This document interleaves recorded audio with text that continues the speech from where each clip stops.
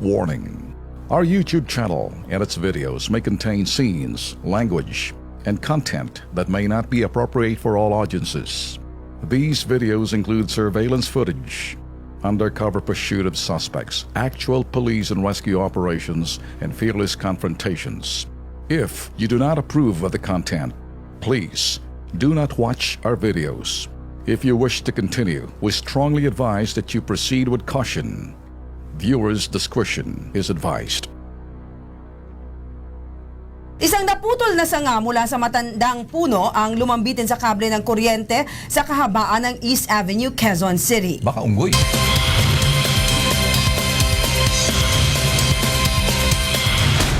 Ito, sa video na yan, makikita ho, nakalambitin yung sanga sa kable ng kuryente. Ano ba yan? Ayon sa mga pedestrian, ang naputol na sanga mula sa matanda ng puno na katabi lang ng mga kable ng kuryente. Pero delikado na ho yan. Ilan sa mga dumadaan, kinakabahan na. Baka bumagsak sa kanila ang sanga at makadisgrasya. Heto po ang kanilang reklamo.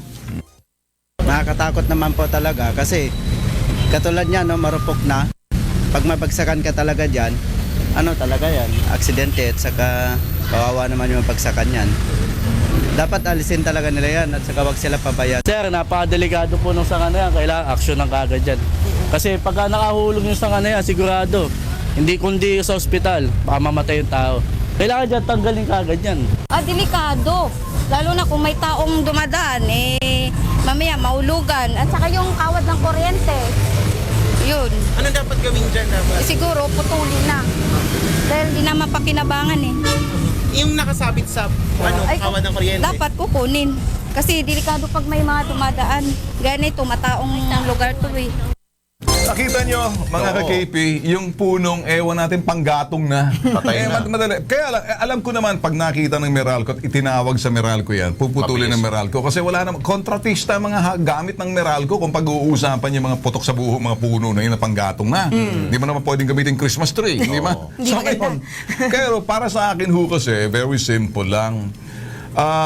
Kung may barangay doon sa lugar, at yung mga doon sa mga business establishment doon sa lugar, pwede nyo naman itawag sa Meralco. Hindi na kinakailangan sa Kilos Pronto yung mga mamamayan. Kami nagpapasalamat doon sa mga tawag sa atin para dalhin yung attention. Baka matagal na kasing pangyayari tapos walang uma-action. Kaya kinilos pronto na. Tsaka alam ko siguro maingat din dito ang lokal na pamahalaan kasi kahit napatay na puno na yan, kung kuko, patay na kuko na yan. Ngayon, hindi pa rin pwedeng putulin yan kasi hihingi ka pa rin ng parang permit sa DNR. Dahil alam mo naman, Ben, Patnika, marami ho mga, alam natin, mga concerned citizen, tulad po ng mga environmentalist, ayaw na ayaw nila magputol ng mga puno. Mas maigi, i-boling yan. From the roots. Ito patay na kasi. Pwede naman siguro yung mga environmentalist, huwag na kung sanga lang. magalit o kung tatanggalin talaga ho yan, di ba? Baka malaglag naman sa ulo ng mga naglalakad yan. Pero, kasing ganun. pero ako ganun pa rin, Lex. Tayo nagpapasalamat kasi inilapit ho sa atin at nagsalita ang tao. Pero kung kayo ho'y sa Quezon City naman at doon sa iba, itatawag ho namin yan sa Kilos Pronto na lang. Nasa telepono na ba? O nasa telepono na pala. O sige, kausapin na natin kung sino sa telepono.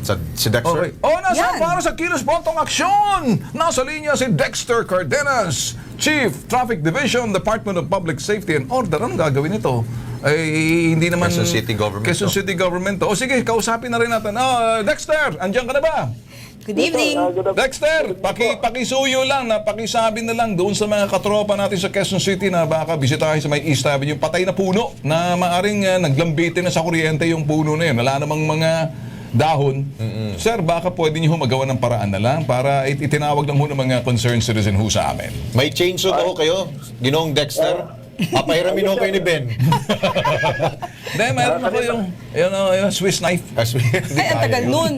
Ayan, kung napapanood nyo ho, nakikita nyo ho, sa may sa may malapit sa may East Avenue, sa may sa may, alam ko sa may LTO, to mga patay na puno to Hindi ko naman wala ba kayong mata dyan sa LTO? Pambihira naman kayo. Sa bagay, maingat din sila. Nakalambitin kasi yung sanga sa kable ng kuryente. So, Kaya gawin ni Dexter yan. Dex, kaya mo to, Dex? Na pwede lang, pakisuyo na lang, pakisabi na lang, Dex? Yes, sir. Pinuntahan ko kanina, pinapunta sa taon. Ayun! Po kanina. Okay. Pero may mga kuryente po kasi. Okay, sir. Sige. Coordinate nyo na lang, sir, sa Meralco, ha? Aha. Okay, at the same time, sir, magpapadala ho kami ng aming cameraman para makita ho, before and after. Ito yung after na namagitan si Dexter. Okay? Opo, opo. Okay, Sir Dexter. Salamat po. Kumusta mo ho kay Mayor Bistic, ha? Yes, sir. Ay, kumusta mo na rin ho kay Vice Mayor Joy Belmonte, ha? Yes, sir. Yes, sir. Eh, kumusta mo ako sa lahat na, eh? Baka magselos pati sa ka pa. hepe mo. Ha? Okay, sir, ha? Sige po. Thank you, Thank you. Dexter.